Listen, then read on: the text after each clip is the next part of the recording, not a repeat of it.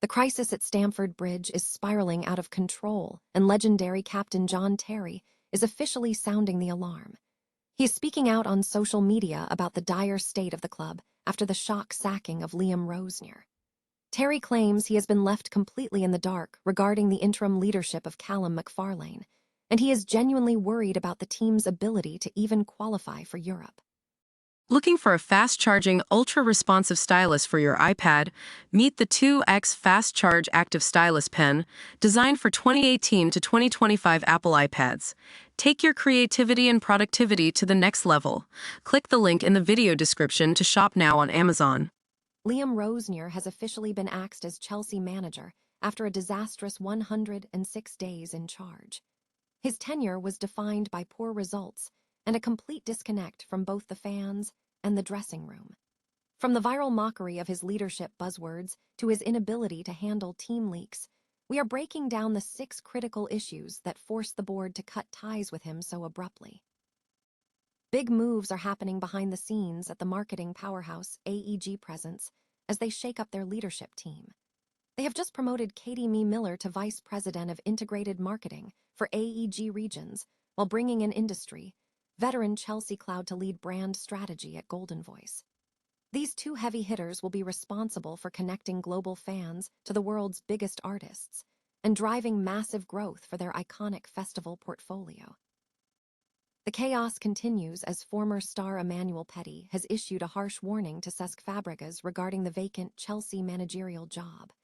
Petit is telling the current Camo boss to stay far away from Stamford Bridge, describing the entire club as a total mess that no one should touch right now. Will Fabregas listen to the advice, or will the allure of the Premier League be too much to ignore? Make sure to like this video, hit subscribe, and ring that bell so you never miss an update on this unfolding story. Ever wondered what happens when a club legend watches their home crumble from the sidelines? Well, John Terry just pulled back the curtain on the Chelsea crisis, and he's not holding back. In a candid TikTok video that sent shockwaves through the fan base, the legendary former captain admitted he's genuinely worried about the state of the club. And honestly, can you blame him? With the sudden sacking of Liam Rosenior just 3 months into a 6-year deal, and the team looking like they'll miss out on Champions League football, the chaos is palpable. Terry, who's currently mentoring at the academy, pointed out the elephant in the room. Who in their right mind, a top-tier manager, would want to walk into this mess right now? We're talking about transfer bans, the looming threat of selling star players, and an ownership group that seems to be operating in a vacuum. It's a bitter pill to swallow for a club that defined success for 2 decades. Terry didn't hide his frustration about being ignored by the hierarchy either, confirming he's had 0 contact regarding the interim setup under Callum McFarlane. He's been through 17 managerial changes as a player, so he knows a thing or two about dressing room noise, but even he admits this feels different. The future, for once, isn't just uncertain, it's murky. So, what's the move for the players? Terry's advice is simple. Shut out the noise and focus on the Leeds game. But as fans, we have to ask ourselves, when the foundation is shaking this hard, can the players really just focus on the weekend anymore? If you're as concerned about the Blues as JT is, hit that subscribe button and let me know in the comments. Do you think there's a way back for Chelsea under the current ownership, or is this the start of a long, dark winter?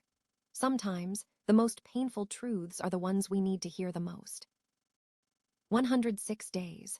That is all it took for Liam Rosenior's tenure at Chelsea to go from a fresh start to a historical disaster. After being brought in to stabilize a club in total freefall, Rosenior didn't just fail to stop the slide. He oversaw the club's worst run of domestic form since 1912. So, how did a permanent appointment become a fleeting footnote in Premier League history? It starts with the shadow of his predecessor. Enzo Maresca was ousted amidst heavy fan friction, and the supporters, already at war with the Blue co-ownership, viewed Rosenior not as a solution, but as a symptom of the problem.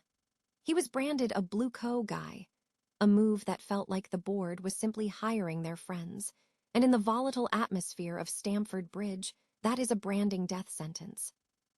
Then there was the LinkedIn Liam phenomenon.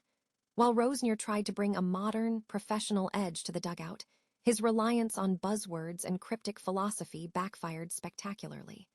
When you're speaking about limiting the limitless, while your team is getting dismantled on the pitch, you lose the room.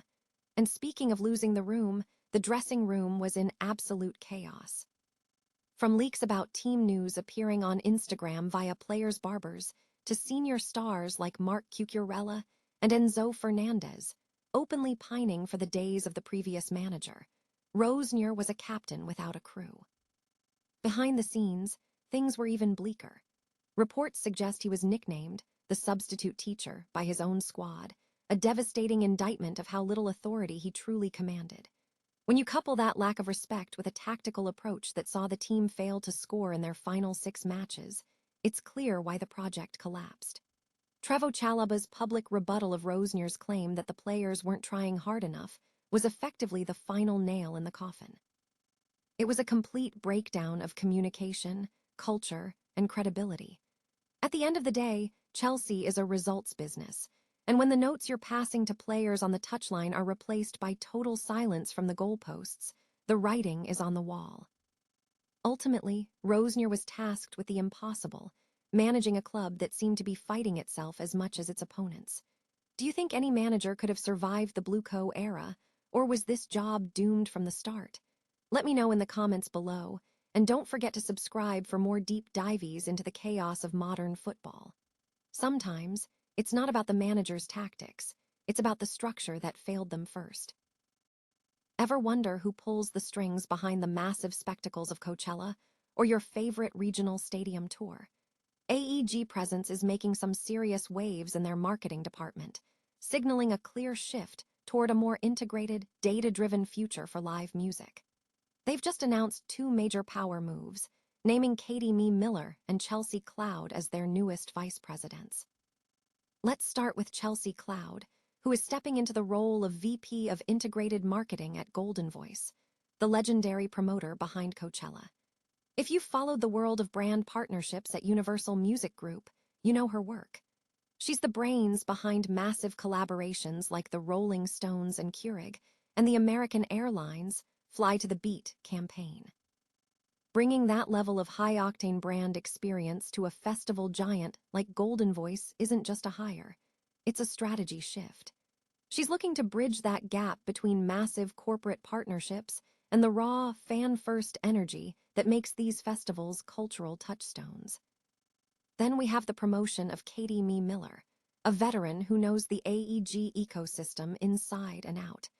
Moving up from her role at Zero Mile Presence, she's now the VP of Integrated Marketing for AEG Regions.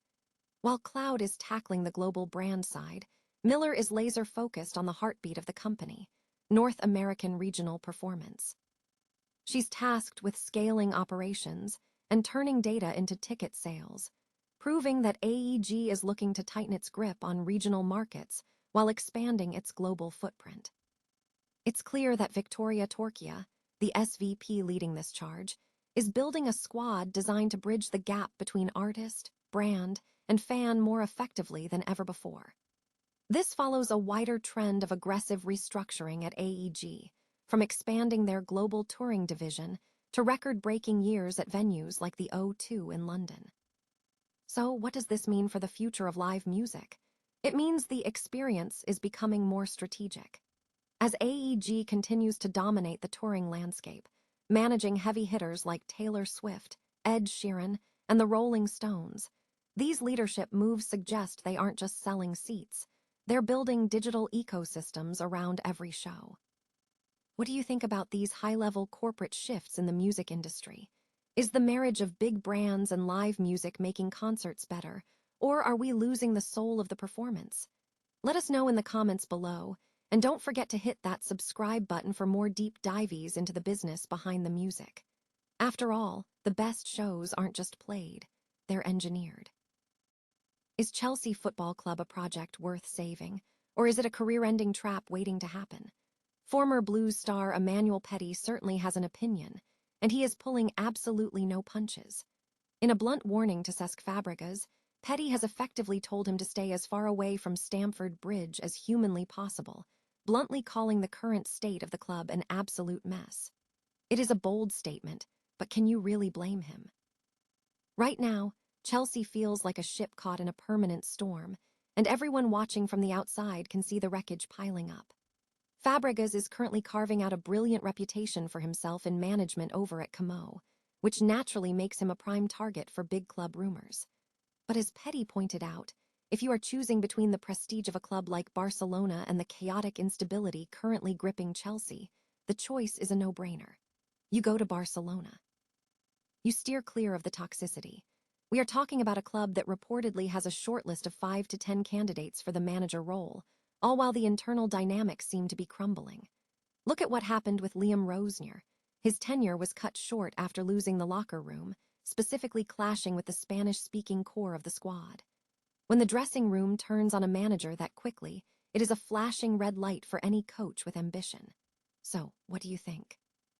Should Fabregas gamble on his reputation to try and fix this broken machine, or is Petit right to tell him to run for the hills? Let us know your thoughts in the comments below, and don't forget to hit that subscribe button to keep up with all our daily Chelsea updates. At the end of the day, a club is only as strong as its foundation, and right now, Chelsea's foundation is looking more like quicksand.